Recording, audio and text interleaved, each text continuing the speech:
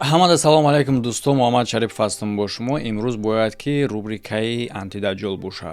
Лекин антидаҷҷол дорад чизҳое ки хубтараш баъди моҳи муборак дар ин бора гап занем. Аз ҳамин хотир имрӯз якчанд мавзӯида мехостам гап занам ки баъзиёш аз рубрикаи антидаҷҷол ягон фарқият надора ва дахл дора ба ҳама, на танҳо ба ниёзмандо, яъне ки барои бехатарии молиявитон дахолат дорад. Дар ин бора гап мезанем.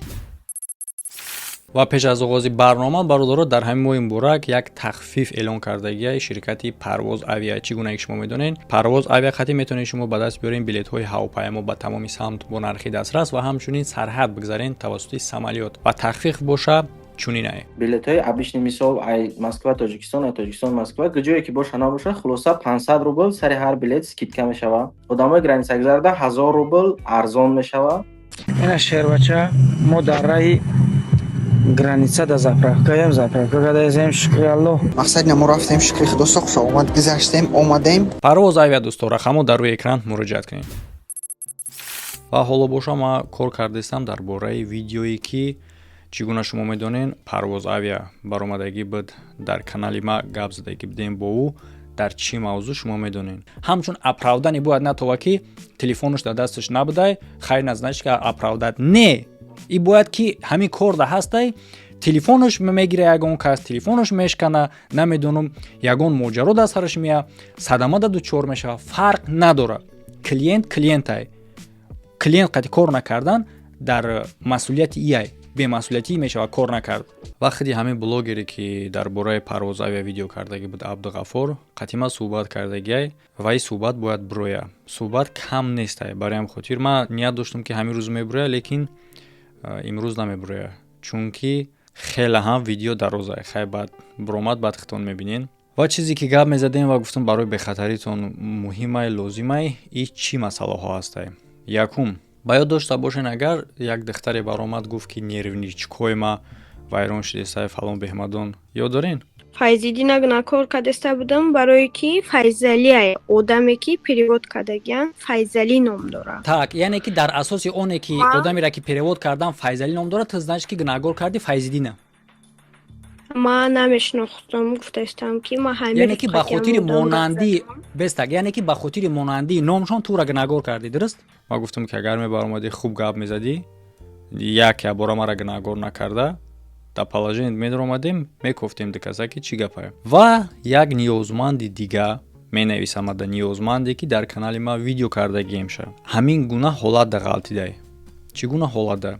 Ҳамин гуна ҳолате ки дихта гуфтагӣ буд ку как будто ки сумуш рӯй мекунанд. Ва менависаи ниёзманд: салом алейкум, акай Муҳаммад, созен хубен? Ҳамин одам морам фиреб кардагиай, метавонен ёфта ҳамин одама. Ва чӣ гунае ки чат дароӣ кардагиай номроша Файзалӣ М, ҳамун одаме ки дар ӯ дихта буд. Баъдан ман гуфтам сурат ё ин ки голосош ягон чиз дига шарои ки чатшон даромадан, тамоми смсҳое ки аю тараф чӣ кардагиай ҳамаша ӯ далит кардааст. Яъне ки на сурат дора аз одам, на голос. Ҳамин алати буд, фиребум кард, ай карона қарздорум кард. ҳозир қарзи ма 50 000 шуда, дода наметавонам. Агар ёфтенаш бигӯен ки сумома баргардона процентош қатӣ. Ино апа дар ҳолате ки шумо маълумот надоред дар борааш ягон чӣ, на голос, на видео, на ҳичи, суратҳои дига одама гирифта дар видеоҳошон монда ё ки дар картинкаҳошон монда ба боварӣ медироянд.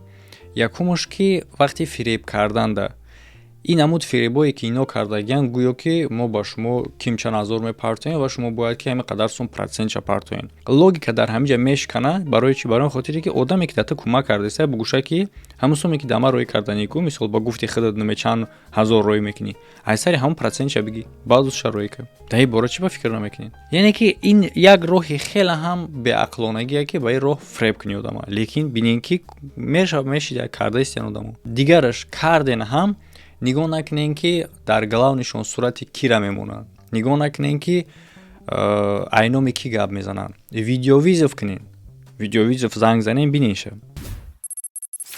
Дар бораи сурат гуфтем. Ҳамун одаме ки баромадагӣ буд, як блогер будай вай, дар ҳамун духтари нервничӣ гуфтагӣ буд ку.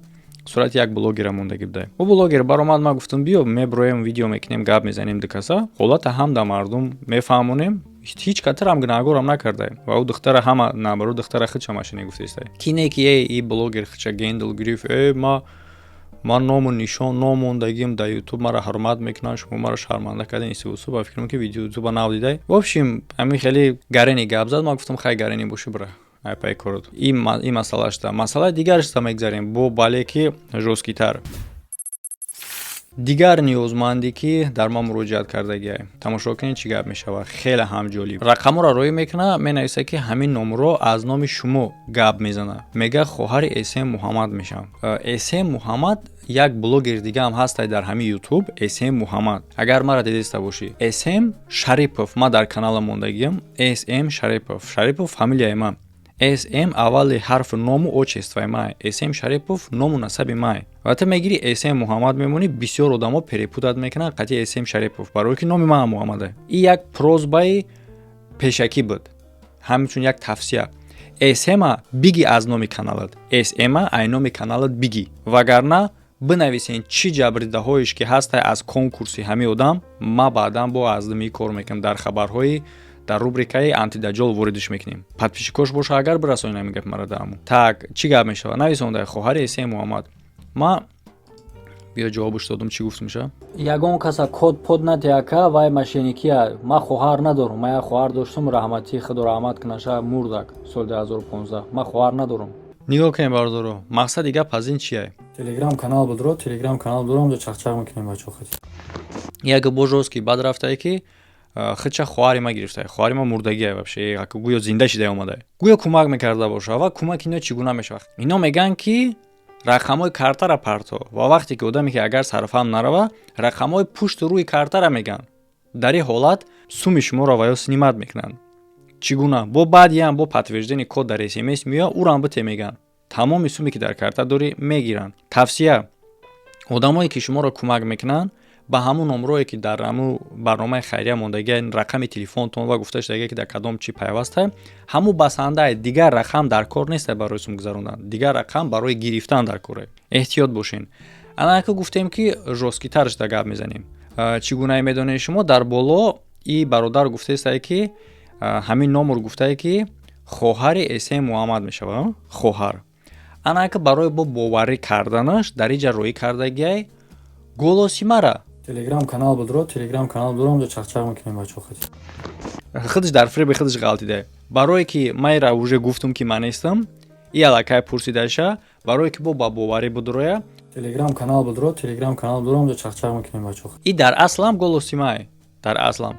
Лекин дар инҷа савол пайдо мешавад ки и голоси ма чӣ гуна ӯ роӣ мекунад, дар ин бародар переслад мекунад. Барои он хотире ки ман қатъи ҳама гап мезанам дар Телеграм. Дар личкаи ман менависанд. Ва дар инҷа кадом мера ман намедонам. Ҳамин қама фикр кардам, одам бисёре. Ма ба ёдам наомад ки ман ҳамин голосо дар ки роӣ кардагим. Гуфтам ки будро дар оҷа чақчақ мекунем, дар инҷа вақт надорам. Ҳамин голосо саханӣ карда нигоҳ кунед ака. Мешавад ки на танҳо ма метавонанд ки ягон каси дигар қатъи ҳам гап зананд, голосро бигиранд, голосро роӣ кунанд. Хоб, агар ки мо бидроем ҷа аккаунташ уже изменит шидагиай, сурати зани ҳиҷобдор мондагиай ва пеш аз ин номи чати ман нависондаги буд. Номи имена SM Паланг Муҳаммад Шарипов нависдаги буд ва сурати главнии ки ман мондагиай дар ҳам мондаги буд. Чӣ ба иваз кардак? Барои он хотире ки нависондан ринондан шав. Ҷошта иваз кард. Аз ҳамин хотир дӯсто, огоҳ будантон аз чунин ҳолатҳо хубай, то ки дар дом наафтен ва эҳтиёт бошен.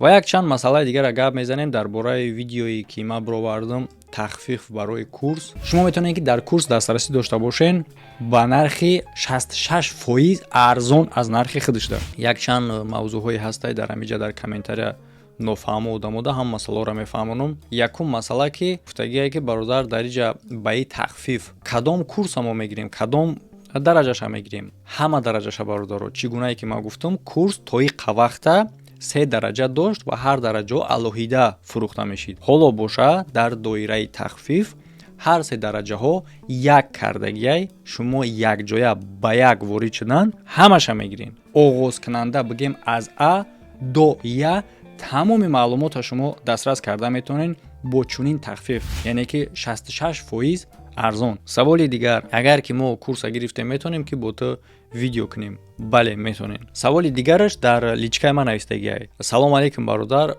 аз куҷо курса бигирем? чӣ хел курситара бигирем. Вақте ки ман гап задам дар худи видео гуфтам ки ссылкаи курс дар якум комментария закрепить дега. Яъне ки якум комментария нигоҳ кунен, ссылкаи курсе ворид мешавен тамом. Ва ҳамчунин гуфтам дар охири видео дар подсказка. Касе надона агар мо дар бораи кадом видео гап застем бардора ин ҳами видеоай ва дар инҷа ма курс барои блогерӣ дорум. Касе ки тамошо накарда боша агар кӯтоҳ бигем тамоми чизҳое ки дар ҷодаи блогерӣ агар ки ту блогер шудан бихоҳӣ дар ту лозим боша ҳамаш ҳаст. зиёда аз 50%. Тарзи навор гирифтан, тарзи суҳбат кардан, монтаж кардан, интихоб барои ҷод, интихоби мавзӯъ, сохтани картинка, монтаж кардани видео ҳам ба воситаи телефон агар одамое ки профессионали таҷҳизот надошта бошанд, ҳам ба воситаи компютер агар одамое ки дошта бошанд. Сабти видео тавассути телефон, сабти видео тавассути камера, тарзи овоз гирифтан, дар умум ҳамаш чӣ саволе ки дар шумо метона биёяд дар ҷодаи блогерӣ метонен ки дастрас кунен ва ҳамаира чӣ гунае ки дар он видео гуфтам ба нархи 66% скидка. Касе ки ҷолиб боша агар бо дар инҷа ҳам ҳамин гап ссылка дар якум комментария закрепичи дегаи ссылкаи курс ва ҳоло боша охири видеода дар рӯи видеои шумо значок мебурояд як чоркунҷаи вақте ҳам да пахш карда метонем бигзарен. Инем хе хабаро бардоро видеои нав интизор бошен. Ҳамада хайр то видеоҳои оянда.